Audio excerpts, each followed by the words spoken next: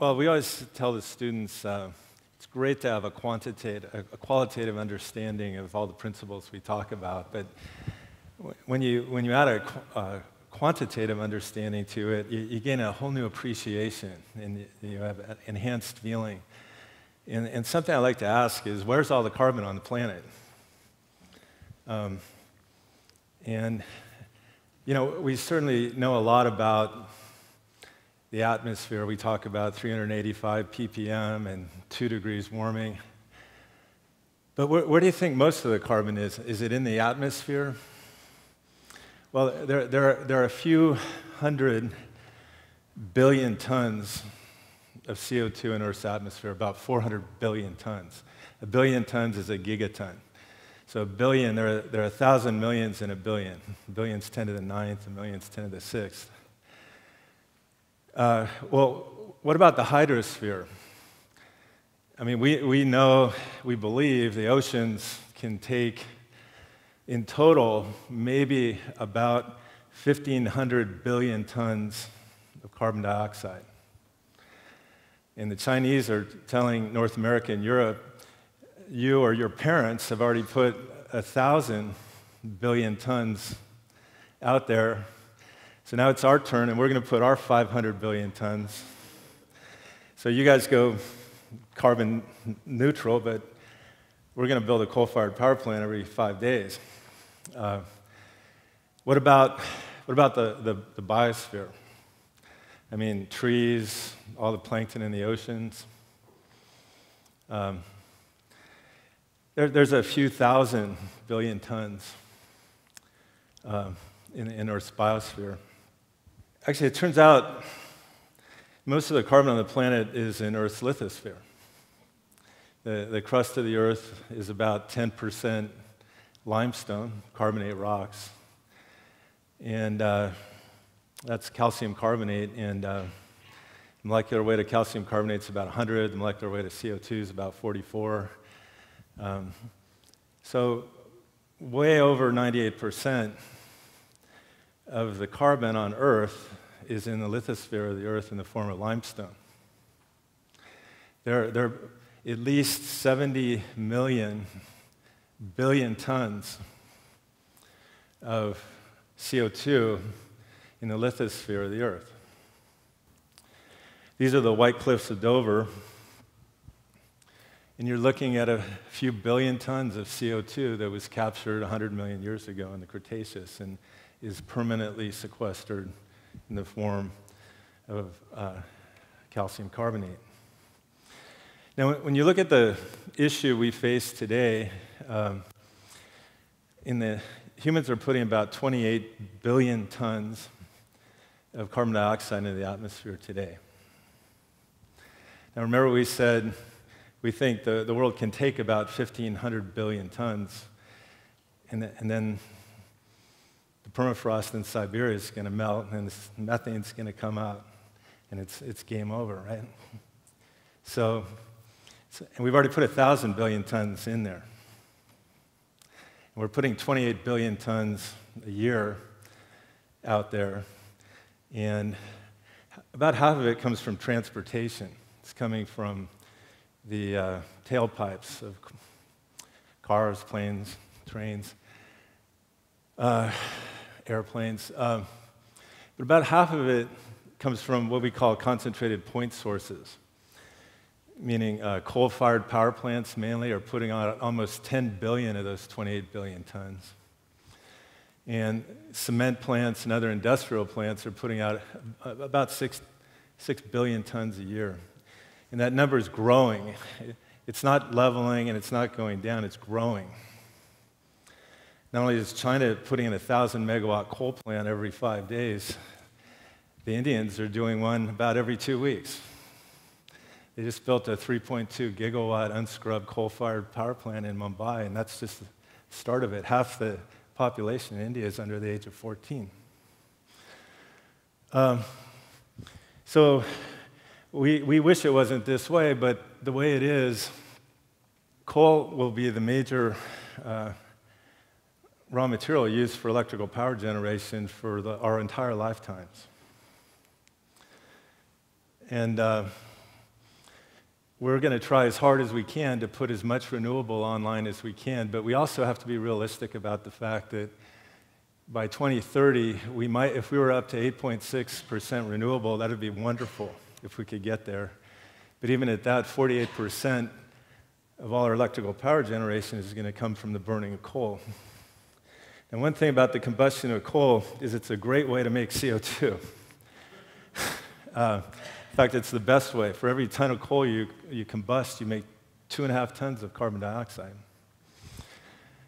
The approaches that are being looked at, this is for California, but there's a similar model for the world, is California is going to try and get from 500 million tons of CO2 the state's putting out today, instead of following business as usual and going up to 1,000, essentially 1 billion tons a year from California, we're going to attempt to get down to 100 million tons of CO2 a year by implementing a lot of the, smart growth, decarbonization, biofuels, these sorts of things.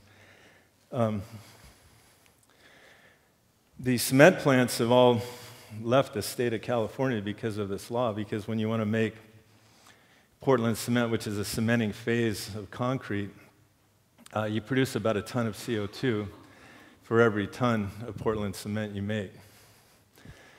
And the way you make cement is you mine limestone, actually, and you heat it up and oxidize it, produce CO2, and you make Portland cement. The other interesting thing about China is pouring the majority of the concrete in the world today, building electrical power plants and pouring concrete at an enormous rate. Well, if you kind of look at it, when you combust coal, what comes out this stack is about 10 to 15% carbon dioxide.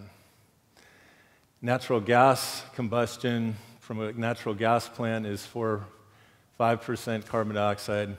Cement plants about 20 to 40% carbon dioxide in refineries. But if you look at the blue, the quantity, most of the CO2 is coming from coal-fired power plants in the US. Less from natural gas, but the cost of actually extracting the CO2 gets much higher as it becomes more dilute.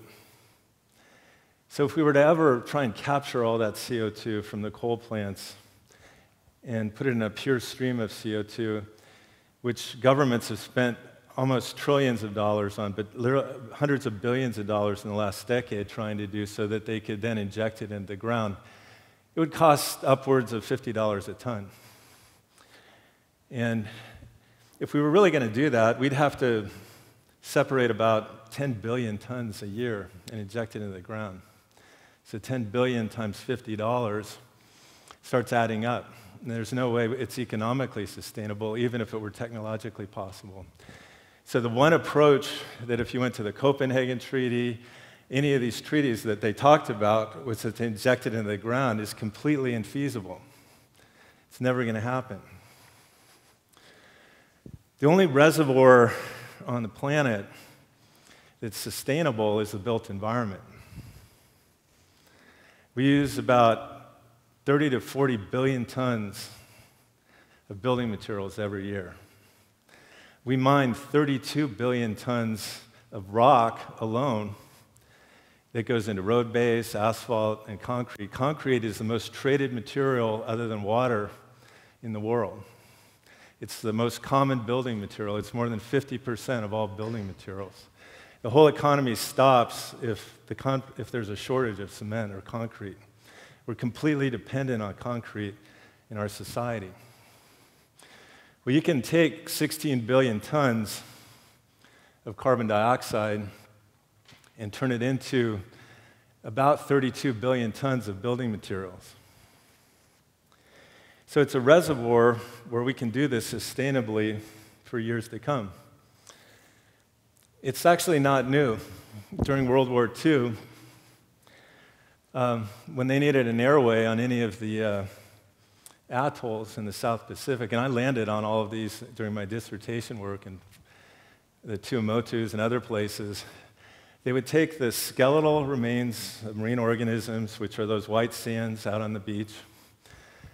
They would put them up on the low islands and make limestone the same way limestone's naturally made. They'd irrigate it with fresh water, and these are unstable carbonate minerals, like the skeletons of corals and clams and shells, that white sand that you know about. When you hit it with fresh water, it solidifies. And those runways are still there today, and they're in great shape. In fact, going back further, both the New World and Old World pyramids are all limestone.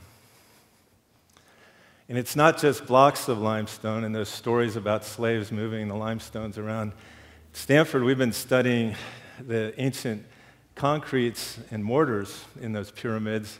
The way they got those blocks to the top is they didn't haul them up to the top. Those are concrete blocks that were poured in place with ancient carbonate limestones, which are holding up pretty well. Durability is important in concrete. Without going a lot into the technology, we've been able to take the unstable carbonate minerals and turn them into a replacement for Portland cement. So instead of creating a ton of CO2, we capture half a ton of CO2 and turn it into a ton of cement. So you don't need that ton of Portland cement anymore. And we can turn it into aggregate and make a concrete that has a net difference of 1,600 pounds less than an average yard of concrete. In addition, if you burn a ton of coal, you get 2.5 tons of CO2, which is enough to make 5 tons of cement or 5 tons of aggregate. That avoids mining 5 tons of limestone and open pit mining, or 7.5 tons in this case, to make cement. Now, what's interesting is in the history of the planet, this is over the last 500 million years, so this is today. This is 100 million years ago, 200, 300, 400, 500. Carbon dioxide levels have been much higher on Earth than they are today. And in fact, when carbon dioxide levels were the highest, that's when the most limestone formed. So what Earth's done in the past is the opposite of what we think is happening. The more carbon dioxide there is, actually, well, we know plant life flourishes, but it turns out marine life, like reef-building organisms, flourish too, and they make a lot of calcium carbonate out of the CO2. For example, during the Cretaceous, this is a modern tridacnid clam, and it has plants in its tissue. And for every mole of carbon dioxide they form, they release a mole of CO2 for their symbionts to eat. And during the Cretaceous, there are massive limestone deposits that were formed when CO2 was 7 times higher in the atmosphere. There were no polar ice caps, and it was a lot warmer. But there was also massive reefs forming. In fact, during that time, this group, the coccoliths, the same species, which arose in the Cretaceous 100 million years ago, if we take it today, because it's still alive, and we put it in seawater with increased levels of CO2, it actually grows better, and it makes more calcium carbonate. Because when it evolved, the Earth had 7 times as much CO2 in that atmosphere. In fact, they have responded as the CO2's gone up to actually produce more. So we've created a process where you put alkaline water together with the raw flue gas from power plants and run it through an absorber to make these materials. I took down this 200-acre facility next to the largest power plant on the West Coast, which sprays seawater through the raw flue gas, 2008. It was up to a continuous 10-megawatt demonstration plant level by 2010. They're building roads and overpasses in Santa Cruz, California with that cement right now. It's carbon negative. This is a plant that's going in Inner Mongolia now. So it's going to take in flue gas and alkaline water.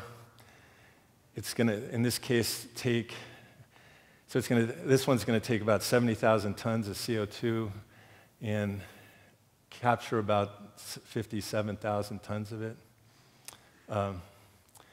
So the point is, it's possible to do this. The business, the profit margins in building materials are very slim.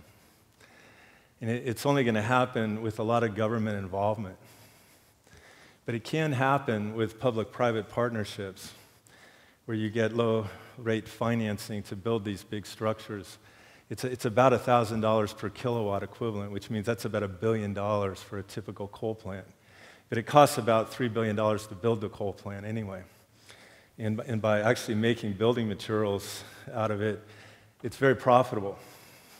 Concrete industry is the largest industry in the world. But it's only going to happen with significant government involvement. And it turns out most of the building materials we use are actually used in roads, not in buildings. So the built environment is really about building roads. And when you go to the fuel station and you pump gas, there's an 18.6-cent tax on every gallon of gas that goes to the Department of Transportation. That adds up to billions of dollars. And there's a lot of money there to do this, to build roads out of carbon-negative material and clean up the environment at the same time.